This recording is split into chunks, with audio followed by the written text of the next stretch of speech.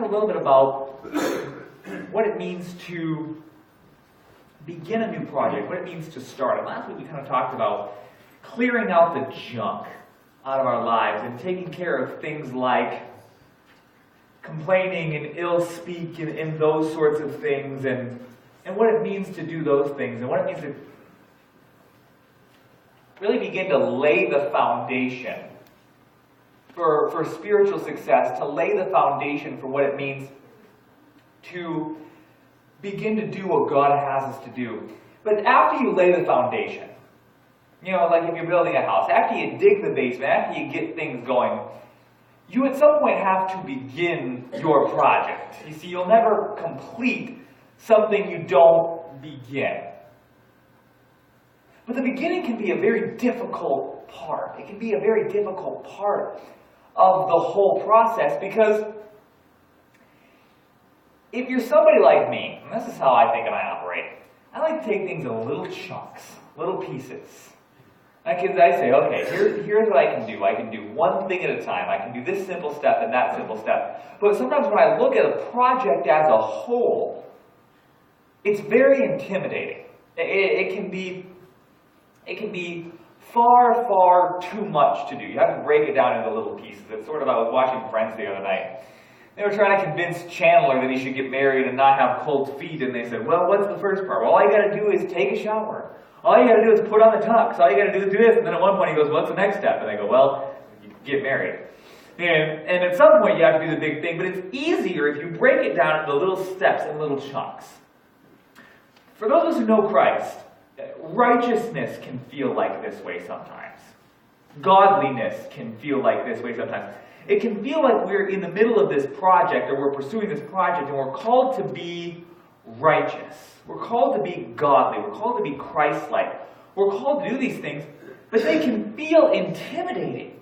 It can feel like, okay, righteousness. How am I supposed to begin to take a bite out of righteousness? How am I supposed to begin to attack this idea of Christ-likeness? You know, Jesus was perfect. He was sinless. I am me.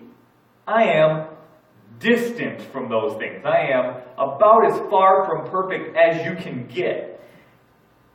And so how can I be like Christ? How can I do that? We're going to talk this morning out of Acts chapter 9, and it's the conversion of Saul. Acts 9:1, we're going to start here. It says, meanwhile, Saul was still breathing out murderous threats against the Lord's disciples. He went to the high priest and asked him for letters to the synagogues in Damascus, so that if he found any there who belonged to the way, whether men and women, he might take them as prisoners to Jerusalem. As he neared Damascus on his journey, suddenly a light from heaven flashed around him. He fell to the ground and heard a voice say to him, Saul, Saul, why do you persecute me? Who are you, Lord? Saul asked. I am Jesus, whom you are persecuting, he replied. Now get up and go into the city, and you will be told what you must do. The men traveling with Saul stood there speechless. They heard the sound, but did not see anyone. Saul got up from the ground, but when he opened his eyes, he could see nothing. So they led him by the hand into Damascus. And for 3 days he was blind and did not eat or drink anything. So this is kind of a crazy story, right? Saul, who's persecuting Christians, he's going around as part of sort of this Jewish cabal of strong leaders, of intimidating men, and they're saying, if you belong to the way, as they call it, if you belong to the early church, if you are a follower of Christ, we're just going to kill you, and that's how we're going to make sure this Christianity thing never really takes off. That's how we're going to stamp this thing out the only way that they knew how at the time, which was through power and might. So they're killing people. They're putting them in prison. They're beating them. They're flogging them. It's not a great look. And Saul is right there in the middle of it. Saul is kind of championing this cause. And so he's on his way to Damascus to do more of this, presumably, both on this day and probably for the rest of his life. And he has this encounter with Christ. He says, why are you persecuting me? What's the deal? Now get up and go into the city and you'll be told what to do. And This is a bit of a crazy story, right?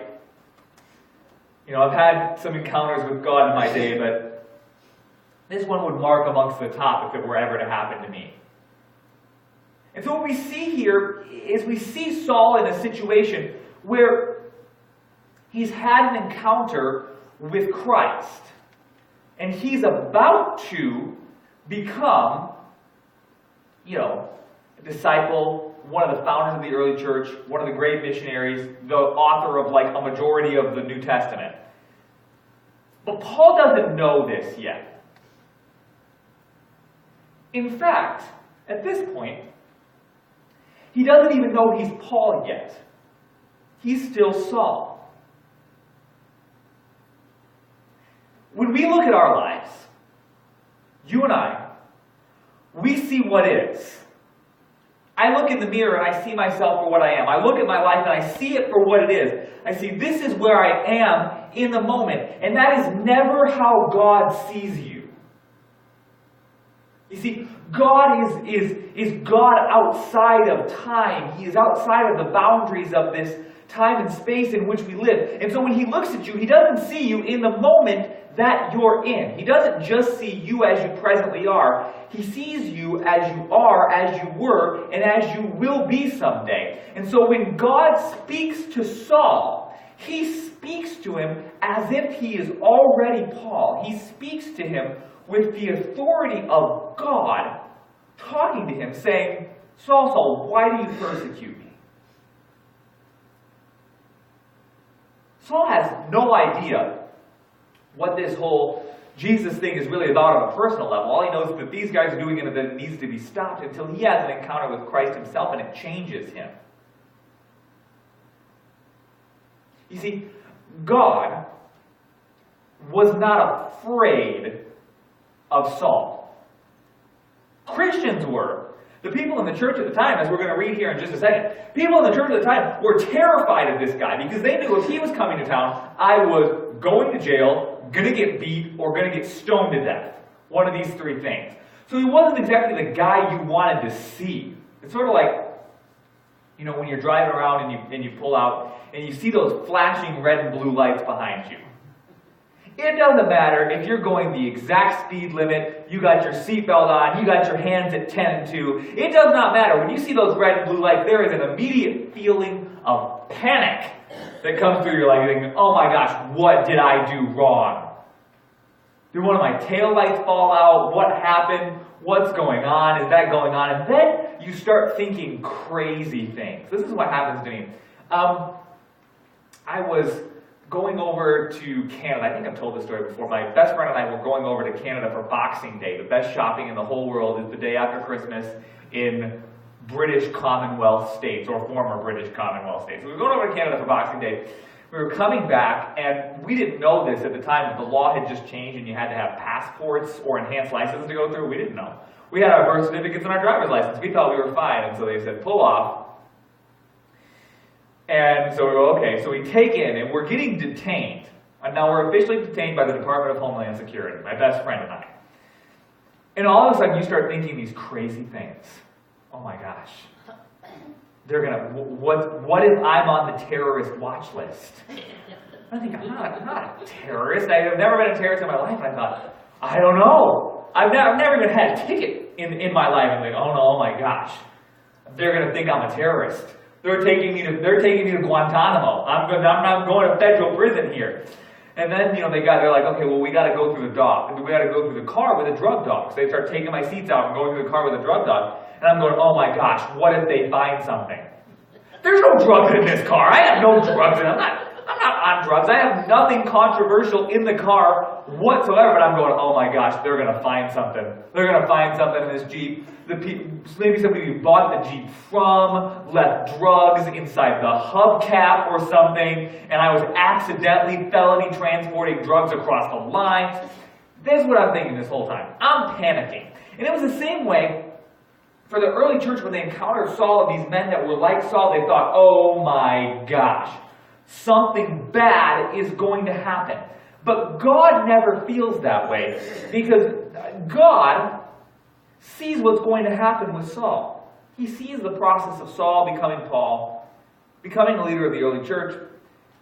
And so God is not intimidated or put off by where you're at in this place in your life.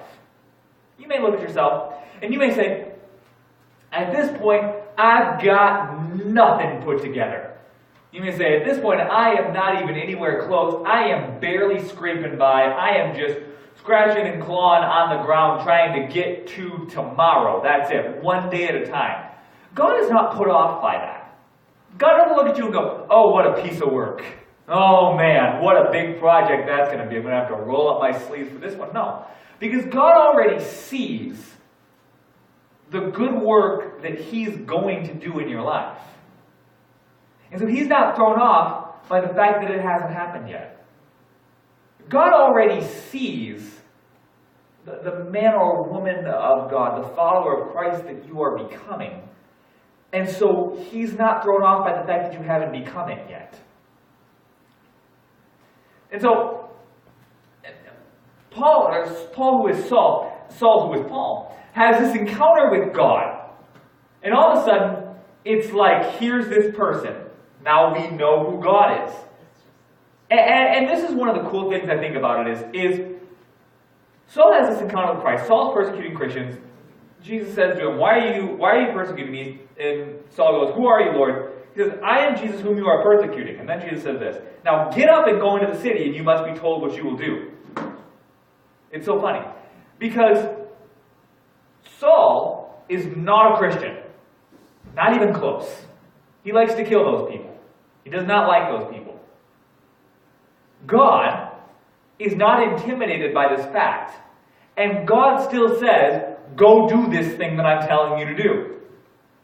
You see, God doesn't just speak to perfect people. God doesn't just speak to people who are in perfectly holy, righteous places. People who are people of perfect character and Christ-likeness and integrity. No. God speaks to people whose attention He has. There's no other limits on it. There's no other requirements on it. You don't have to be perfect, anywhere close to perfect, anywhere close to where you want to be in life. You don't even have to call yourself a Christian or a follower of Christ. All you have to do is be paying attention. You know, I can't get away with this. I can't just go up to people and go, hey, I need you to do this for me, go do it. Well, that's not going to work. You know, if I go into a restaurant and I walk back into the kitchen and I go, hey, so I'm going to need a couple orders of this, a couple orders of that, I'm going to need a full cheesecake, I'm going to need you to do it like this. Thanks, guys.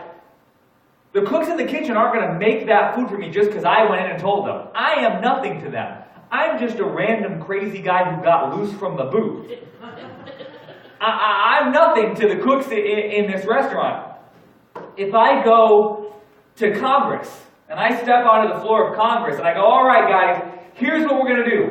We're gonna work on the foreign aid budget today. We're going to pay our teachers better. We're going to make sure that we have, adequate provisions made for people, for the poor people in this country. We're going to take care of them. We're going to do that kind of stuff. They're going to shoot me. They're going to escort me off to the Washington, D.C. jail. They're not going to listen to me. I am nothing to them. This game doesn't work just for you and me, for people, but God is God of everybody. Whether you acknowledge Him or not, He's still God. And so if you're in the position in your life where you're looking at Him and paying attention to you, He's going to say things to you. He has things to say. He has plans and purpose for you that are for your good, that He's not going to wait around for you to be perfect for you to accomplish them. He doesn't have time for that. I don't have time for that. You don't have time for that. The world doesn't have time for that. The world does not have time for you to wait to get your master's degree in being a Christian for you to live out the call of God on your life. There's no time for that. The world out there, it's desperate, it's dying, it's broken. It needs hope. It needs the Word of Christ in it. And so we can't wait for you to feel like you've got it all together, to have some imagined sense of holiness or perfection that you achieve before you go, okay, now I can go into all the world and make disciples. Now I can love my neighbor as myself. I got it all together now. Now I am the perfect Christian. Now I am just holy as can be. Just holiness coming out my ears. Now I am ready to go and do what God has for me. No, not at all. The world is in bad shape. The church is in bad shape. I don't mean to stand up here and go, oh, the world, all those people who are outside the church, they're doing really great. Listen, the church is in bad shape. The Big C church is in bad shape. It's not doing great. We need as much hope and help inside here as they do out there. And so it's sort of like you're ready, and you have to be ready to go on the front lines, even when you're not ready. Saul wasn't ready. He didn't know what was going on. He didn't even know Christ. In fact, he was about as far away from knowing Christ as he could, but God said, I have a purpose for you, and I have your attention, so I'm going to speak to you. God says to you today, this morning, He says, I have a purpose for you. I have your attention. I want to speak to you. I want to send you somewhere. I have things for you to do. But it's not just that. We're gonna move on here into verse 10. It says, in Damascus there was a disciple named Ananias. The Lord called to him in a vision, Ananias! Yes, Lord, he answered. And I'm going to stop there for a second. This is the difference right now between Saul and Ananias. Jesus speaks to Saul, and he says, Saul, Saul, why do you persecute me? And Saul says, who are you, Lord? He speaks to Ananias, and he says, Ananias. And Ananias goes, yes, Lord. The Lord tells him, go to the house of Judas on Straight Street and ask for a man from Tarsus named Saul, for he is praying. In a vision he has seen a man named Ananias come and place his hands on him to restore his sight. You see, God speaks to Saul, and he says, go to Damascus. God speaks to Ananias, and he says, go to the house of Judas on Straight Street and ask for a man from Tarsus named Paul, for he is praying. In a vision he has seen a man named Ananias come and place his hands on him and restore his sight. You see, what's the difference? Ananias knows the Lord. The better you know the Lord, the more you'll hear his voice, and the deeper you'll be able to understand the plans and purposes he has for you. See, this is why we get to know the Lord. This is why we deepen our relationship with the Lord. This is why we come places like here. This is why we are in our scripture. This is why we pray and worship. Because I say, Lord, I know you have things for me. I know that I want to live the life you have for me, because I know the life you have for me is better than the life I have for myself. And so I'm going to deepen my relationship with you, so when you speak, I can listen. Ananias does my favorite thing here in verse 13. He says, Lord, Ananias answered. And he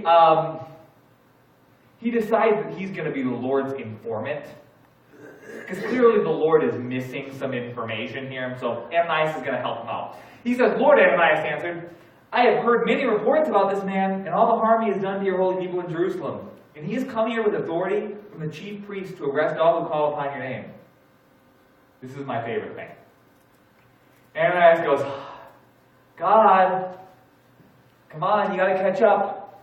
You're a little behind here, God. I don't know if you've heard this stuff or not. I don't know if you've been on vacation. This is not a good guy. We don't want him as a part. He's gonna do bad things. No, we're good, Lord. I know you needed some clarification there, so I'm just going to help you out, Lord. The Lord said to Ananias, go! Exclamation point. This man is my chosen instrument to proclaim my name to the Gentiles and their kings and the people of Israel. I will show him how much he must suffer for my name. And the other interesting thing about this is, we're talking about building. We're talking about building a life of godliness. We're talking about achieving and accomplishing the purposes that God has for us. And this idea of just starting. The idea of paying attention to God enough to just hear his voice. But what we also need is each other. right? Because life is hard. My life is hard. At least I know that many of us have gone through and are going through difficult things in our lives. And so we say, I can't become the person who God wants me to be. I can't do the things that God wants me to do alone. I just can't. And so I have to, in some situations, rely on other people. That's what Saul is. Saul's seen in the vision that Ananias is going to come to him, lay his hands on him, and restore his sight. So Saul is in Damascus just waiting. You see, God has spoken to Saul. He said, go and do this thing. But Saul doesn't know the Lord yet. He hasn't had a personal encounter, he hasn't had a personal relationship, with the Lord yet. He's had an encounter with the Lord. But he doesn't have that kind of personal relationship with God yet. And so what does he need? He needs a person. He needs the hands and feet of Christ. He needs Christ and His Spirit manifest here on earth through a human being. Flesh and blood. Person. This is by far God's worst idea ever. I say this all the time. The fact that God chose to use people, I don't know what He was thinking. This must have been God's plan D or something. Why? God, why? Wouldn't it be so much easier, right? I say this all the time. Wouldn't it be so much easier, God, if you could just come down here and tell me yourself what you want? Wouldn't it be so much easier, God, if you could just come down here and help me yourself? God, wouldn't it be so much easier if you could just speak your words and teach your lesson, just come down here and do right one-on-one with me? But that's not how it works. We need each other. We are each other's connection to what God is doing here on the earth. You see, Paul's had an encounter with Christ, but he doesn't know Him yet. And the only way that Paul is going to come to know Christ is through Ananias.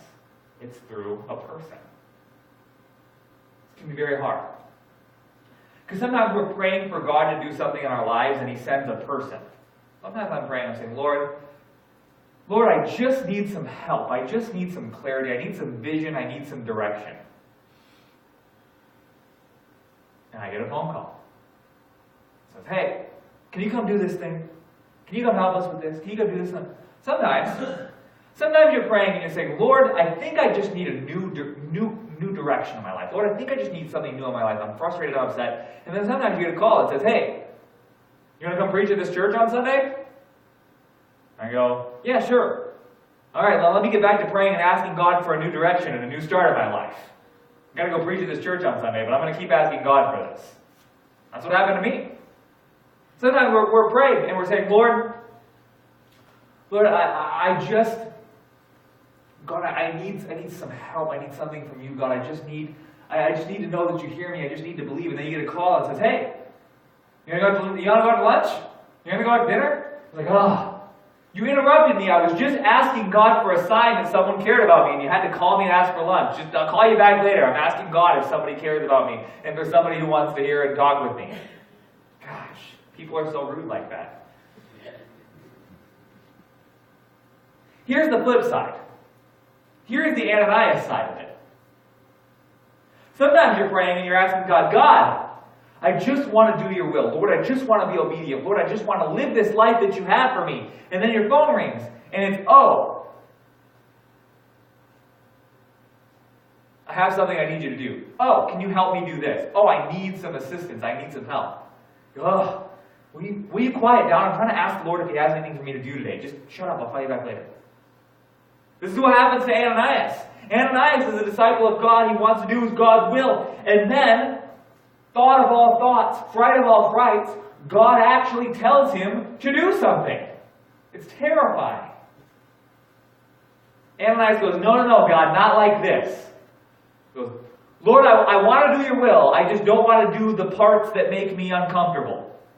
Lord, I want to do your will as long as I don't have to do your will, per se. But I just want to kind of do it. But God, as He tends to do, wins the day. God says, no, This is my disciple. He's going to go on to do great things in my name. And you're going to be the catalyst for why. Hard argument to pass on. So we return to our original question this morning. How do you start? How do you begin to walk in righteousness? How do you begin to live a life of godliness? Well, I look at it the same way. I always say, how do you eat an elephant?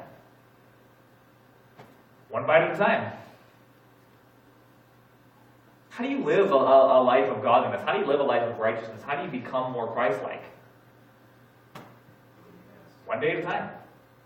One thing at a time. One moment of obedience at a time. You're not going to wake up tomorrow and be perfect. You're not going to wake up ever and be perfect. You're not going to wake up tomorrow as some glowing light of holiness. It's never going to happen. And if that's what you're waiting for to happen, if you're waiting to say, Lord, just make me perfect, just make me holy, just make me like those people in those Christian movies and those ladies on Touched by an Angel. Lord, just make me like that, and then I will do your will. You will wait forever. And you will get to the other side of eternity, and you will think, what was I waiting for? God is not looking for your perfection. He is not interested in you being perfect. If you were perfect already, you wouldn't need this. You wouldn't need faith. You wouldn't need a relationship with Christ if you were perfect. There's no magic button. There's no magic bullet you're going to be able to, no magic bullet you're going to be able to have, no magic moment you're going to have where you become this imagined perfect person. All you have is one moment of obedience, and it's the moment in front of you. It's all Saul had. Saul didn't wake up one morning and become Paul, this great apostle, missionary, writer, author of the New Testament. It wasn't like he woke up one morning and was like, oh my goodness, okay, wow, okay, I'm holy now, I'm going to go do all this stuff. No. Saul had one moment of obedience in front of him. It said, go to Damascus and wait there. Doesn't sound like a particularly holy command. Doesn't sound like a particularly, I know I'm in the center of God's will now. It says, go and sit there. That's what God tells Saul to do. It's the first thing he ever tells Saul to do.